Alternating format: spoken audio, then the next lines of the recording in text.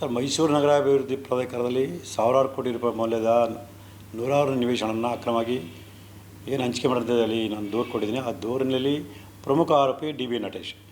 ಆದರೂ D B Natesh ವಿರುದ್ಧ November 2024 ಭ್ರಷ್ಟಾಚಾರ ತಡೆ ಕಾಯ್ದೆ 13(1)(a) ಪ್ರಕಾರ ತನಿಖಾಧಿಕಾರಿ ಅನುಮತಿ ಪಡ್ಕೊಂಡಿದ್ರು ಕೂಡ ಅವ್ರ ವಿರುದ್ಧ ಯಾವುದೇ ಕ್ರಮ ತಗೊಂಡಿರಲ್ಲ.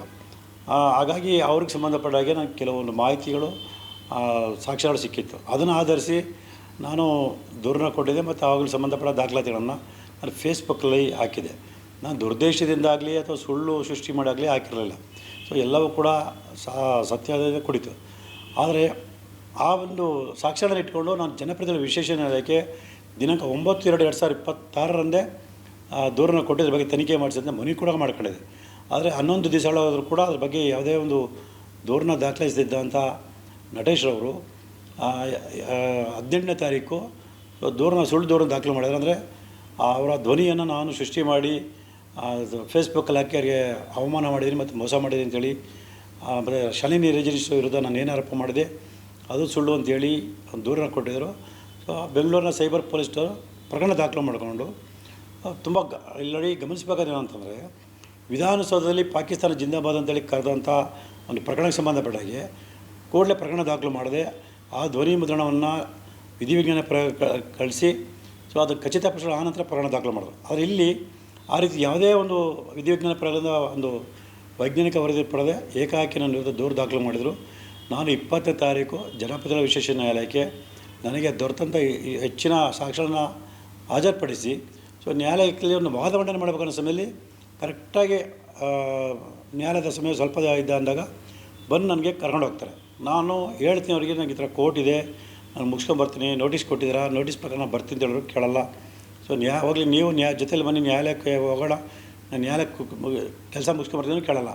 ಅವ್ರ ಉದ್ದೇಶ ಏನಿತ್ತು ಅಂದರೆ ನನ್ನ ಬಳಿ ಎಲ್ಲ ಸಾಕ್ಷ್ಯಗಳನ್ನು ಮಾನ್ಯ ನ್ಯಾಯಾಲಯಕ್ಕೆ ಸಲ್ಲಿಸಬಾರ್ದು. ಸೊ ಮಾನ್ಯ ನ್ಯಾಯಾಲಯ ಅದ್ರ ಬಗ್ಗೆ ಯಾವುದೇ ಒಂದು ಆದೇಶ ಮಾಡಬಾರ್ದು. ಮತ್ತು ಅದಕ್ಕಿಂತ ಮುನ್ನವೇ ನಾನು ಮಾಡಿರೋ ಆರೋಪಗಳು ಸುಳ್ಳು ಅಂತ ಬಿಂಬಿಸಬೇಕು ಅಂತ ದುರದೃಷ್ಟಿ.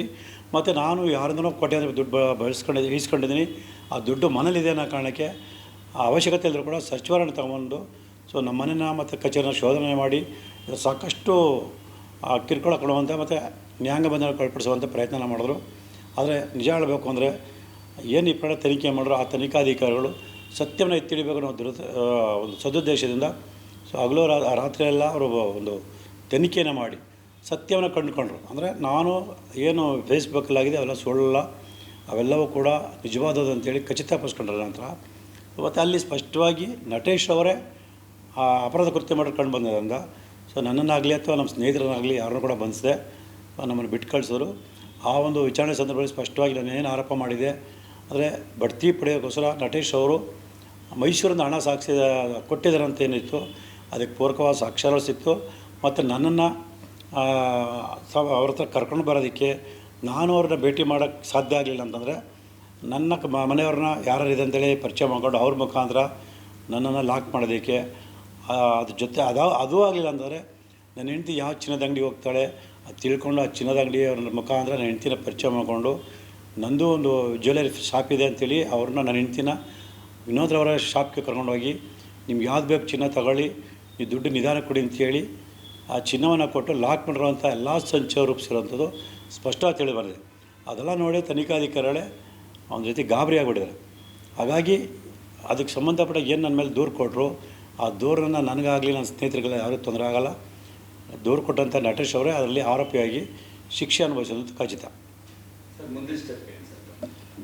ಸರ್, ಈಗ ನಾನು ಅದು ಬೆಂಗಳೂರು ಪೊಲೀಸ್ ಆಯುಕ್ತರಿಗೆ ಒಂದು ಮನವಿ ಪತ್ರ ಕಳಿಸಿದ್ರಿ. ಹಾಗೆ ಅವರ ನೇತೃತ್ವದಲ್ಲೇ ಒಂದು ತನಿಖೆ ನಡೆಸಬೇಕು ಅಂತೇಳಿ ಸೊ ನನ್ನ ವಿರುದ್ಧ ಏನು ಸೈಬರ್ ಕ್ರೈಮ್ ಪೊಲೀಸ್ ಠಾಣೆಯಲ್ಲಿ ದಾಖಲಾಗಿದೆ ಆ ದೂರು ಮತ್ತು ನಾನು ಕೊಟ್ಟಂತಹ ಆ ಅರ್ಜಿಗೆ ಸಂಬಂಧಪಟ್ಟಾಗಿ ಶ್ರೀಮತಿ ಶಾಲಿನಿ ರಜನೀಶ್ ಅವರು ವಿಧಾನಸೌಧ ಪೊಲೀಸ್ ಠಾಣೆಯಲ್ಲಿ ಒಂದು ದೂರು ದಾಖಲು ಮಾಡಿದರೆ ಅದಕ್ಕೆ ಸಂಬಂಧಪಟ್ಟ ಒಂದು ತನಿಖೆಯನ್ನು ಬೆಂಗಳೂರಿನ ಪೊಲೀಸ್ ಆಯುಕ್ತರಾದ ಶ್ರೀ ಸೀಮಂತ್ ಕುಮಾರ್ ಸಿಂಗ್ ಅವರ ನೇತೃತ್ವದಲ್ಲಿ ನಡೀಬೇಕು ಅಂತೇಳಿ ಮನವಿ ಮಾಡ್ಕೊಂಡಿದ್ದೀನಿ. ಮತ್ತು ಏನೇನು ಸಾಕ್ಷ್ಯಗಳು ಕಂಡು ಬಂದಿದೆ, ನಾನು ಅಥವಾ ನನ್ನ ಸ್ನೇಹಿತರು ಯಾವುದೇ ರೀತಿ ಅಪರಾಧ ಕೃತ್ಯ ಮಾಡಲಿಲ್ಲ.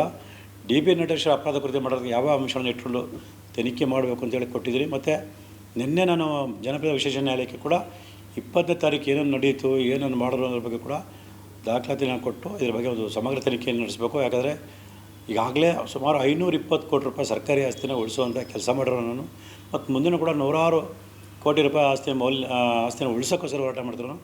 ಹಾಗಾಗಿ ನನಗೆ ನ್ಯಾಯ ರಕ್ಷಣೆ ಕೊಡಬೇಕು, ಇಲ್ಲಾಂತಂದರೆ ಈ ಕಾರ್ಯಾಂಗಾಗಲಿ ಅಥವಾ ಶಾಸಕಾಂಗ ನನಗೆ ರಕ್ಷಣೆ ಕೊಡ್ತಾರೆ ಅನ್ನೋ ನಂಬಿಕೆ ಇಲ್ಲ ಅಂಥೇಳಿ ಮನವಿ ಮಾಡ್ಕೊಂಡು ಅರ್ಜಿ ಸಲ್ಲಿಸಿದ್ದೀನಿ. ಸೊ ಆ ಅರ್ಜಿಗೆ ಸಂಬಂಧಪಟ್ಟ ತಕರಾರು ಸಲ್ಲಿಸೋದಕ್ಕೆ ಇದೇ 28ನೇ ತಾರೀಕು ಒಂದು ಅವಕಾಶವನ್ನು ಕೊಟ್ಟಿದ್ದಾರೆ. ಅವರು ತಕರಾರು ಅರ್ಜಿ ಸಲ್ಲಿಸಿದ ನಂತರ ಮಾನ್ಯ ನ್ಯಾಯ ಒಂದು ಸೂಕ್ತ ಆದೇಶ ಮಾಡಿ ಈ ಸತ್ಯಾಸತ್ಯನ ಎತ್ತಿ ಹಿಡಿದು ನನಗೆ ಒಂದು ರಕ್ಷಣೆ ಕೊಡುವಂಥ ಸೂಕ್ತ ಆದೇಶ ಅಂತೇಳಿ ನಾನು ಕೇಳಿಟ್ಟಿದ್ದೀನಿ. ಸರ್, ಇಲ್ಲಿ ಪೊಲೀಸರು ಏನು ಮಾಡ್ತಾರೆ ಅಂತ ಹೇಳಿದ್ರೆ, ಯಾವುದಾದ್ರು ಒಂದು ಪ್ರಕರಣ ದಾಖಲು ಮಾಡಿ ನನ್ನನ್ನು ನ್ಯಾಯಾಂಗ ಬಂಧನಕ್ಕೆ ಒಳಪಡಿಸೋ ಸಂದರ್ಭದಲ್ಲಿ ಇದೇ ರೀತಿ ಹಲವಾರು ಸುಳ್ಳು ಪ್ರಕರಣ ದಾಖಲು ಮಾಡಿ ಒಂದರಿಂದ ನನ್ನ ಒಂದು ಕಸ್ಟಡಿ ಪಡೆಯುವಂಥ ಕೆಲಸವನ್ನು ಮಾಡೋ ಮೂಲಕ ನನ್ನ ಶಕ್ತಿಯನ್ನು ಕುಗ್ಗಿಸುವಂಥ ಪ್ರಯತ್ನಗಳು ಮಾಡ್ತಾಯಿರ್ತಾರೆ. ಸೊ ಅದೇ ರೀತಿಯಲ್ಲಿ ಆ ಪವಿತ್ರನವರು ಅವ್ರ ಗಂಡ ಆತ್ಮಹತ್ಯೆ ಮಾಡ್ಕೊಂಡ ವಿಚಾರದಲ್ಲಿ ಸ್ವತಃ ಪವಿತ್ರರ ಚಿಕ್ಕಮ್ಮವರೇ ಡಾಕ್ಟರ್ ಬಂದು ಪವಿತ್ರರ ಗಂಡ ಆತ್ಮಹತ್ಯೆ ಮಾಡ್ಕೊಳ್ಳೋದಕ್ಕೆ ಪವಿತ್ರರೇ ಕಾರಣ, ಆಕೆ ಅನೈತಿಕ ಸಂಬಂಧ ಇಟ್ಕೊಳ್ಳಲು ಆ ವಿಚಾರದಲ್ಲಿ ಗಂಡ ಹೆಂಡತಿ ಮಧ್ಯೆ ಸಾಕಷ್ಟು ಗಲಾಟೆಗಳಾಗ್ತಿತ್ತು. ಸೊ ಈ ವಿಚಾರದಲ್ಲೇ ಆತ್ಮಹತ್ಯೆ ಮಾಡ್ಕೊಂಡಿದ್ದಾರೆ. ಸೊ ನಾವು ಎಷ್ಟೇ ಪ್ರಯತ್ನ ಪಟ್ಟರು ಆಗ ನ್ಯಾಯ ಕೊಡ್ಸೋಕ್ಕಾಗ್ತಿಲ್ಲ. ಸೊ ನೀವು ಆ ಗಂಡನ ಸಾವಿಗೆ ನ್ಯಾಯ ಕೊಡಿಸೋದು ಕೇಳಿದ್ರಿಂದ ಅದ್ರ ಬಗ್ಗೆ ಸಮಗ್ರ ತನಿಖೆ ನಡೆಸೋದಕ್ಕೆ ನಾನು ದೂರರ್ಜಿಯನ್ನು ಕೊಟ್ಟಿದ್ದೆ.